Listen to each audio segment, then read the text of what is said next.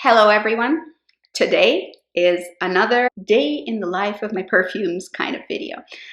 Today we're going to be talking about fragrances that I've handpicked and selected out of my massive fragrance collection to work for this mid-season. So something between November for me, because we still don't have snow on the ground really.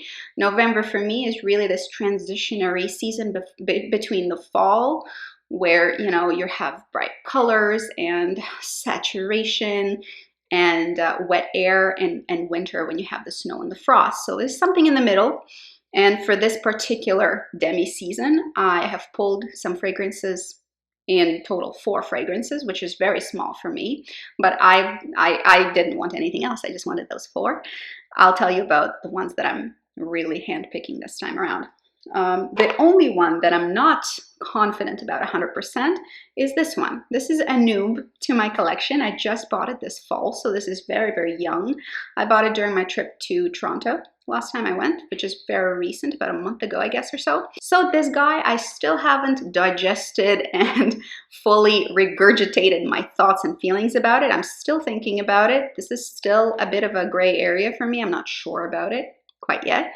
I do have certain things that I can tell you about it though. This is a very lightweight fragrance. It's called an Eau de Parfum. This is Burberry Her Eau de Parfum. I have a 50 ml bottle. This is the smallest I could get my hands on. I don't think it comes in a 30 ml. It should. I always prefer to get the smallest bottle possible, of course, because of the size of my collection. Unless I know that the fragrance is a favorite and I've repurchased it many times, then I will go for the bigger bottle. For Her is a noob to me.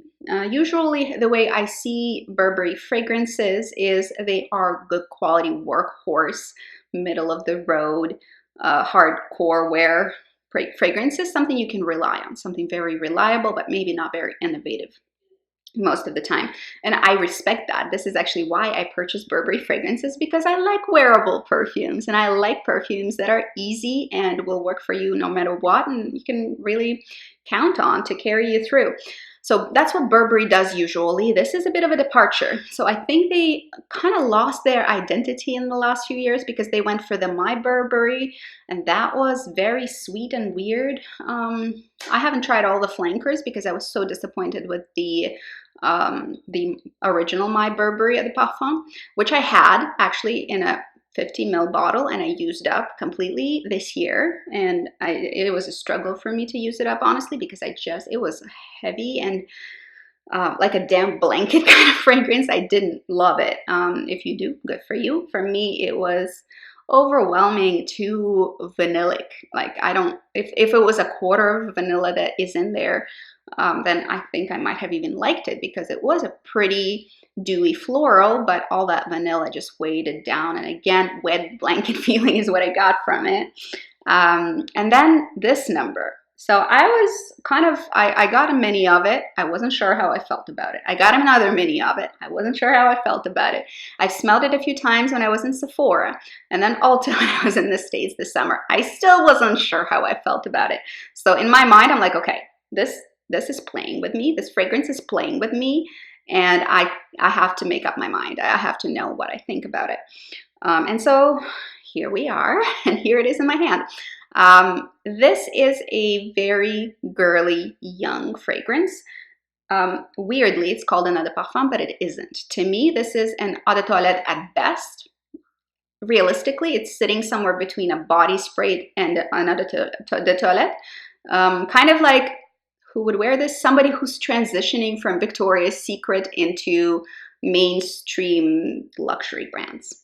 That's, I think, who this is aimed for. Like maybe somebody who hasn't really been diving into the fragrance world all that much, because it's super lightweight. The top notes are worn off super quickly, like within an hour or two, they're gone completely, which I don't appreciate, because this is my favorite part of the fragrance, the top notes. And for the rest of the time, it sits somewhere like in a woody, musky territory, slightly powdery, which is fine. Like, it's fine, but that's not what I bought into when I was trying to make up my mind about this fragrance. I think if top notes persisted a little bit longer and meshed into the fragrance a little bit more, I would actually appreciate it much more, because top notes is what I think most people want to buy it for. And what are those top notes, you say? Well, it's a strawberry bubblegum goodness. Like, this is so lightweight and fun and winking at you, and just like really a very non-serious fragrance, which I can appreciate. This is not usually the style of fragrance that I go for, but I am trying to branch out and look into different directions. You know, I love my roses, I love my musks, I hate my patchoulis. Like, I have very definite preferences, so I'm trying to branch out and try other things. And I've discovered that if done right, fruit can be awesome in fragrances. I'm not really sure about this one. Again, I still have to wear it more to completely make up my mind about it. The fact that I couldn't make up my mind about it after testing a bunch of minis and testing some of the bottle tells me something. It tells me that this is a probably fragrance. This strawberry bubble gum that is on top here is just delightful. It's just so fun and, you know, good-natured and smiling and giggling. It's a giggling fragrance. So I really hoped that it would transition into that kind of a uplifting, giggling fragrance. That's what I wanted out of it. But it wears down into sort of a nondescript, musky, woody powder on me. Maybe it wears differently on somebody else. Tell me, if you have this, do you get the strawberry for a while, or is it sort of high and by within the hour? Basically how it happens to me. Disappointed in that. I'm still trying to figure out if the dry down is something that I'm not liking or kind of liking. I'm not sure. I'll update you guys, but I'm still wearing that in. This is something that I'm gonna wear if I want it to wear off very fast, or I'm in a very small space and I want it to be like faintly there, but I don't want to overwhelm anybody with my scent. So that's kind of, I guess, who I would recommend it for, 18 to 22 or 23. Somebody who loves fruit and is transitioning from body sprays to fragrances. This is, I think, what they were going for with their scent. And I would have probably really enjoyed it if it was the bubble gum. Sophisticated, self-deprecating bubble gum, I would actually probably love it. I would think that it was clever. I would think that it was a good twist on something interesting. But because the bubble gum is going so fast, I'm just sort of, I'm left confused. The next player is this guy, and I opened a new bottle of this. This is Chanel number 5 Eau Premiere EDP, and this is the formulation which is my favorite. They did slightly reformulate it since then. The scent that they're selling right now is similar, but not completely identical to this. This is closer to the original Eau Premiere. I am in love with this scent. It's my second favorite out of the number 5 lineup. My very favorite out of that line is the Eau de Toilette, the very original one. Eau de Parfum was not the original one. Number 5 Eau de Parfum came after the Eau de Toilette. Eau de Toilette is flawless. Eau de Parfum is a little like 80s clumsy to me. This is also extremely elegant. How does it fare with the Eau de Toilette, my favorite? Has the same exact feel, but it is a little more champagne-y and bubbly and slightly sweeter, a little bit more vanillic at the base. So this is a sweeter, more wearable, probably for the modern woman version of Eau de Toilette, which was the original. Okay, I really am harping on it, am I not? This is a 150 ml bottle, so I'm hoping it's going to last me a long time, because I'm not looking forward to replacing it with the current formulation, but of course I will when I have to.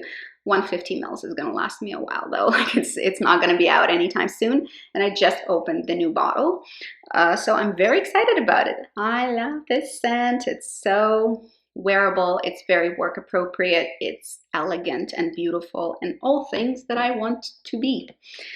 Then we have, this is the evening cat or maybe panther-like sort of fragrance. You know, Panther by Cartier, I don't think smells like panther. I would name this panther. For me, this is this velvety richness and nocturnal feline-like grace. This is Clinique Aromatics in black. Super impressed with the release. White and black, both are great. They layer with each other. White is more daytime, black is the sexy sister, maybe the evil sister. This is gorgeous. This has such a sophisticated, elevated combination of sweetness and elegance that just blows my mind. Clinique, wonderful, good for them. This is the best release out of their entire lineup, I'm sure. I have not purchased a Clinique fragrance since I was 16, which is when I owned Clinique Happy, which is something I can't stand anymore. Freesia is not my thing any longer. But at 16, it was one of my first perfumes that was actually a perfume. And anyway, you get the idea. Aromatics in Black. Let's return to this little number. It is so rich and opulent and beautiful and dense, yet not suffocating. It's just the right amount of everything. We have a really pretty combination of tonka bean, which is of course what gives it that sweetness, but it's not too much. It's not foody. It's just elevated and beautiful and sexy. It's combined with myrrh. Myrrh is sitting gorgeously in here. Myrrh is a questionable ingredient. It's hard to play with myrrh and incorporate it into fragrances, but here it found its home. It's beautifully paired. You have sort of a background supporting jasmine in there, which is very high quality, but it is not really sticking out. And you have plums. Oh, the plums in here are just this is the foodie ingredient, not the tonka, but the plums are the foodie ingredient here, and it gives it this very elevated fruitiness in combination with really interesting twist with myrrh and the tonka bean. Those three really are the stars of the show here. It's velvety, it's black, it's sheeny, and beautiful packaging as well. Just look at this gorgeously designed bottle. It really is telling a story. You know, the first two that I talked about were just practical, beautiful, minimal, nice to look at. This one is representing the fragrance, the ergonomic, rounded edges of it, the beautiful dark aubergine black sort of coloring, the not yellow gold, sort of like white gold maybe, and the print, everything is done right here. Like whoever designed the bottle, I think really, really understood the fragrance and what the fragrance was talking about or is talking about. So good job on bottle design, and the fragrance inside is beautiful. The last one here is this little cube, big cube. This is the biggest I think they make it. It's 100 mils. This is Narciso Rodriguez Narciso. Of course, you probably know it. I think this is a perfect fragrance for this weather. It is also represented very well by the packaging. I think the packaging really tells you what the perfume is going to smell like. This is an abstract painting of a fragrance. Narciso Rodriguez it's one of my favorite perfume houses, designer perfume houses. Flawless musks. That's what they're known for. If you're not into musks, you're probably not going to find anything in their lineup, because that's what they do. They do musks in combination with whatever, usually with florals. They do musky florals, but they do them so well, so well. Probably better than any even niche perfume house I can think of. That's their jam. That's what they do. And here they have the signature musk. It's a little bit milky, which is kind of reflected in the fragrance bottle. Creamy, not milky maybe. It's a little bit creamy, and there is an opulent, gorgeous, not straightforward, but rather abstract gardenia that blooms beautifully on the skin, maybe adds to the milkiness. It's not a straight up gardenia. It's kind of realistic if you think about it, but it is like an abstract painting. It gives you that feeling of a gardenia, not really smelling exactly like it, and incorporates into the beautiful, gorgeous musk so well.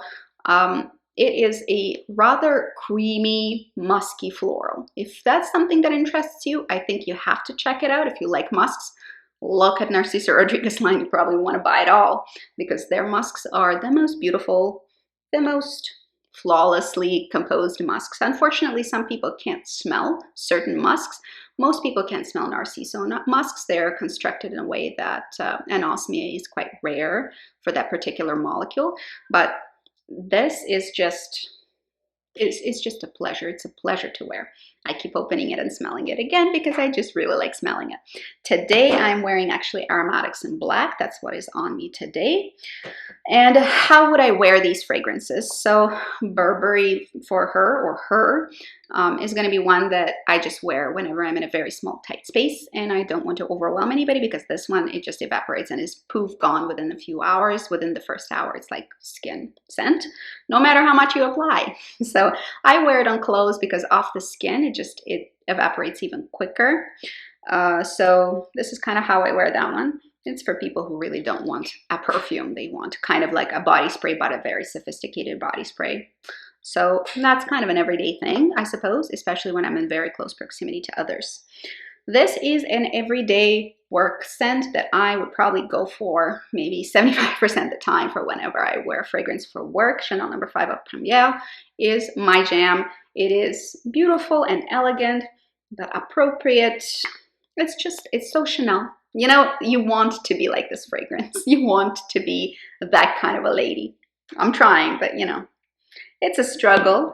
And of course, this is more of a sultry evening time, maybe date night perfume, maybe when you want to feel a little bit sexy, if you want to feel a little bit more sillaged, where you're projecting your scent a little bit further.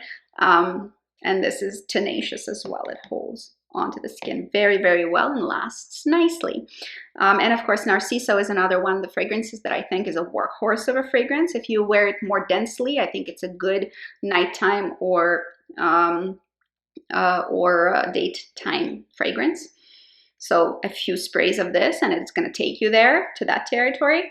But I think it's really a very wearable daytime fragrance as well. So this is constructed as an all things to all people kind of scent. Because if you wear it lightly, it does give you this creamy, musky gardenia, and it's when you're wearing it, when you're dosing it on the lower side, it creates a very approachable, wearable daytime fragrance as well. So mostly, I guess, most of them are daytime fragrances, apart from the Aromatics, which of course I can wear whenever I want. I do prefer to save it for maybe something a little bit more special. I do like my fragrances to have that function. It's a sex on the stick kind of scent for me, personally, I think. And so those are the 4 that I have pulled and I'm really using very, very steadily, frequently. That's pretty much what I use on an everyday basis, according to my mood. What kind of scents do you pull for in this demi-season between fall and winter? What are your favorites and what do you prefer? What kind of scents do you prefer at that time of the year? I really am interested to know because I've shared mine. Show me yours. That's it for today. See you guys later. Have a wonderful day and the very best of luck to you. See you later.